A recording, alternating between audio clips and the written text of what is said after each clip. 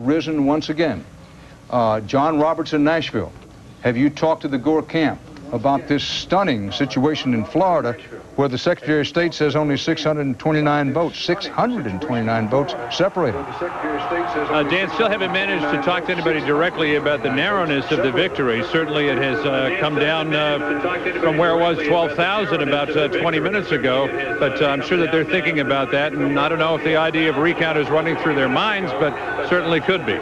Well, we see behind you, John, that the crowd in the rain there at Nashville is cheering for the first time in at least an hour and a half or so on this news. Now, I said once before on the evening that the reported returns were wobbling around and so all over the place that neither NASA nor the Russians' Cosmodrome could actually track them. They were wobbling and so wild. Never has that been truer than at this hour. Let's switch to Austin if we can, because the celebration had already started in Austin, and who knows what the situation is there now. If we can get Austin up live, this is the Nashville live, because they've just been told that the Florida Secretary of State says only 629 votes separating the two. Now Austin live, and the crowd has suddenly gone silent as they are told, folks, we want you to celebrate, but you know what?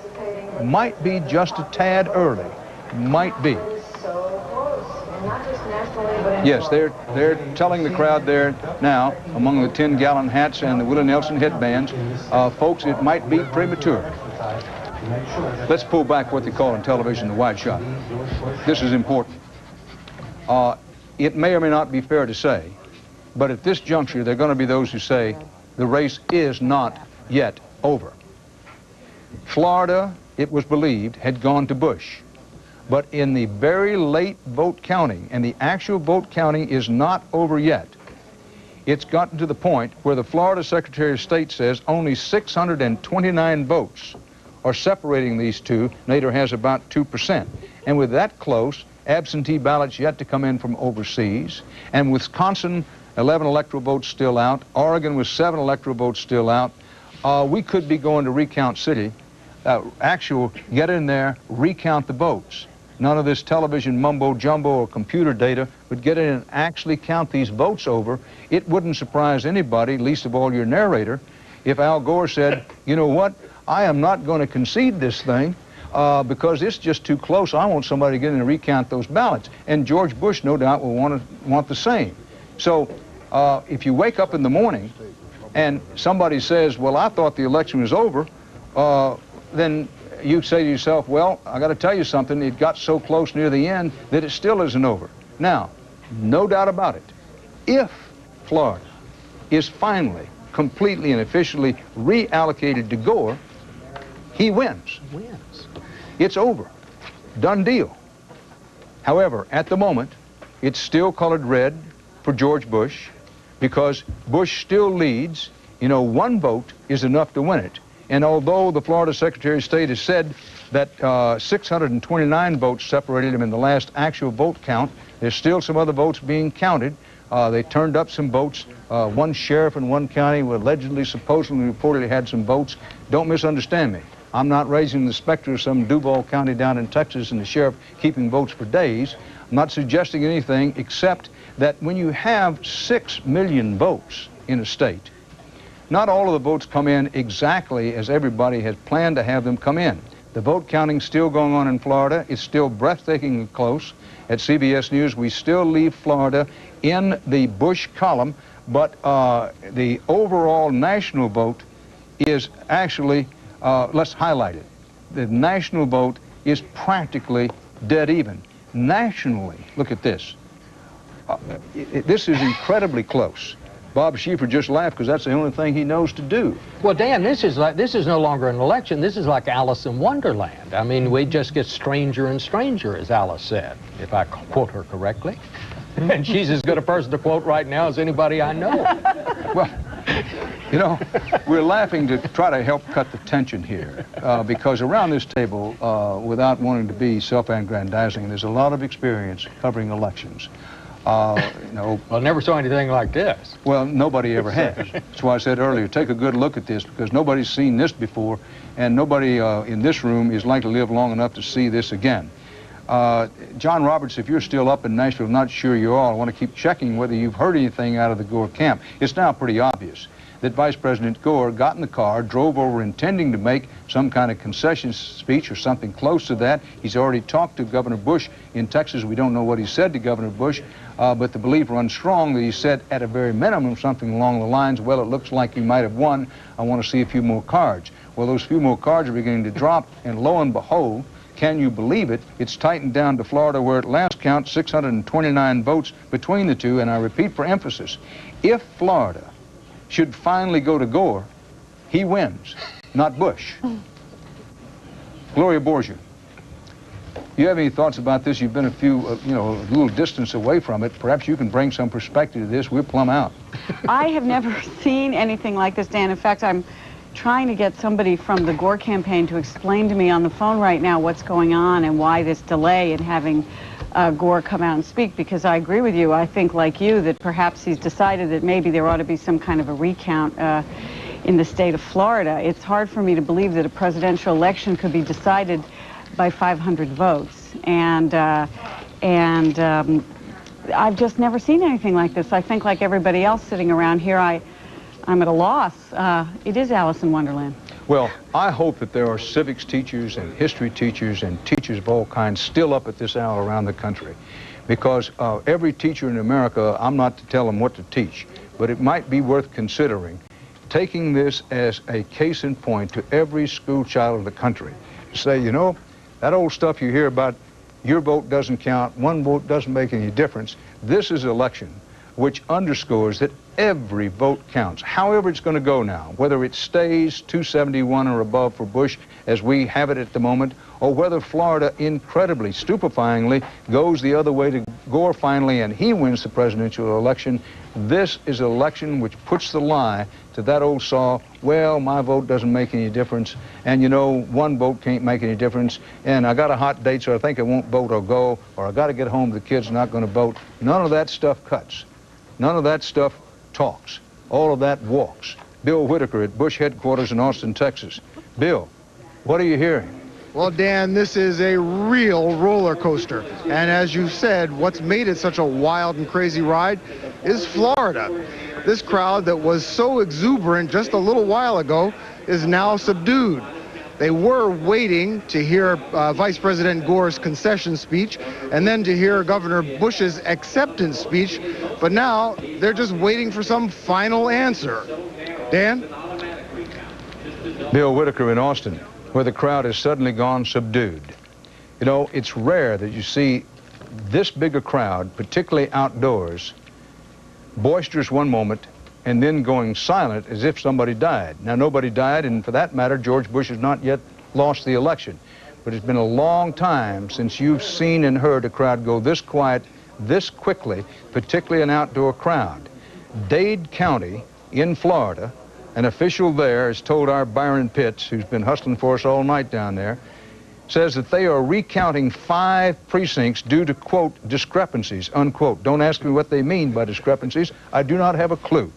And that they are also counting absentee ballots. You know, when the going gets weird, anchormen punt. And I don't know what to tell you about this, that they are counting absentee ballots. Now, at one time, the Florida officials thought they would have all the votes counted by about an hour ago. Now it's 20 minutes to 4 in the east or thereabouts, and Dade County officials say they're recounting 5 precincts, could be a lot of votes in those precincts, due to, quote, discrepancies, unquote. We'll need a little legwork about those discrepancies, quote, unquote, and that they're also counting, I assume that means still counting absentee ballots. And then there's that joker in the deck down there about those overseas absentee ballots. We believe they sent out about how many overseas absentee ballots? There were requests for 30,000 absentee ballots. It's not certain how many of those will be returned. Well, as the situation all up in the air, we go back to John Robertson in Nashville. John, what you hearing? Well, Dan, we're told by our producer who's traveling with the motorcade that the vice president and his top aides are huddling backstage here at the War Memorial trying to figure out exactly what to do about the situation. They know how close it is. Now they're trying to figure out, do they come out and give a concession speech as they had planned? Do they come out and give some sort of acknowledgement that it would appear that Governor Bush has won the election? Or do they come out and say, we're not going to accept this, we're going to wait until the votes are recounted in Florida? We just don't know at this point. We're trying frantically to get in touch with everybody, but those cell phones that were being so happily answered as the returns began to come in 7 hours ago, Dan, now just aren't being answered. So we're trying here, we're trying to get some kind of firm answer, but we do know that they're huddled behind the scenes here trying to figure out exactly what to do. Well, I would say this, John Roberts, if I know Tipper Gore, and I don't want to pad my part, I don't know her well, she's probably telling her husband to hook a U, head it back to the house, and let's get some recount going here. Bob Schieffer. Well, I was just going to say, among the things that I will bet you they are not going to do is make a concession statement. I mean, there are not many sure votes in life, but I would say that's a sure bet. They will not make a concession statement until this business clears itself up. Here's the situation, folks. Wisconsin has not yet been decided. 11 electoral votes. Oregon with 7 has not been decided. But the whole game rides on Florida. Now, our CBS News estimate is, and has been for some while, that George Bush, having won Florida, would have at least 271 electoral college votes, which would ensure he would be the next president of the United States, since it takes 270 to win. But then, some strange, unusual things began happening in Florida.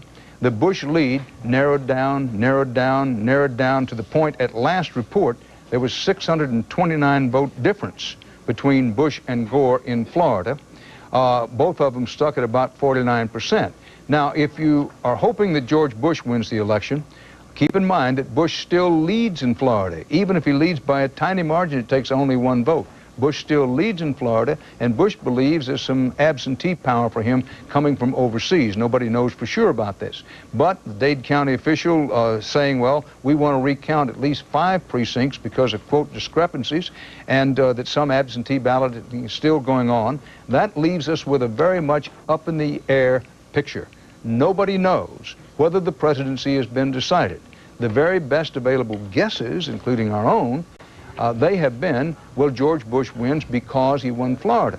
But again, I'm going to repeat for emphasis, if that has changed, if Al Gore winds up winning Florida, he will be the next president. Doesn't matter what happens in Wisconsin and Oregon. Ed Bradley. But just keep in mind, I know some people might be saying, is there some kind of hanky-panky going on down in Florida in the Secretary of State's office?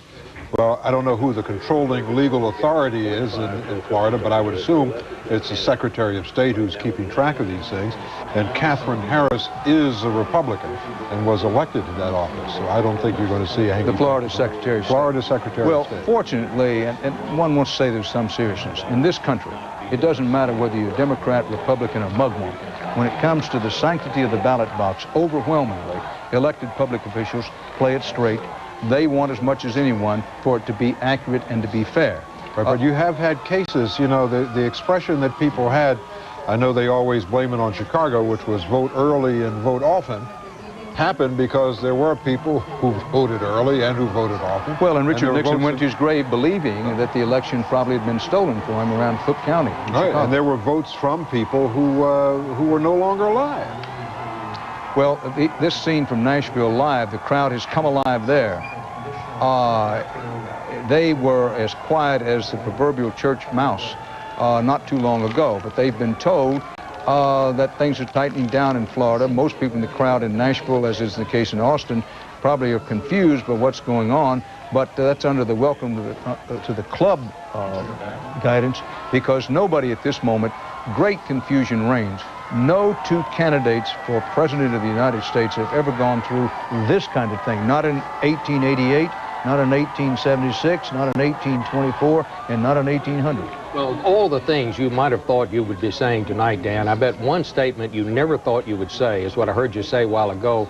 We may not know the outcome until we know what happened in 5 precincts in Florida. Now, that's a close election. When we're sitting here with millions upon millions of votes being cast, and we're trying to find out how 5 precincts in Florida came. Leslie Stahl. You know, I spoke to President Bush, George Bush Sr., a couple of weeks ago, and I he said to me at that point, it was right after the third debate, and I said, how are you? He said, nervous.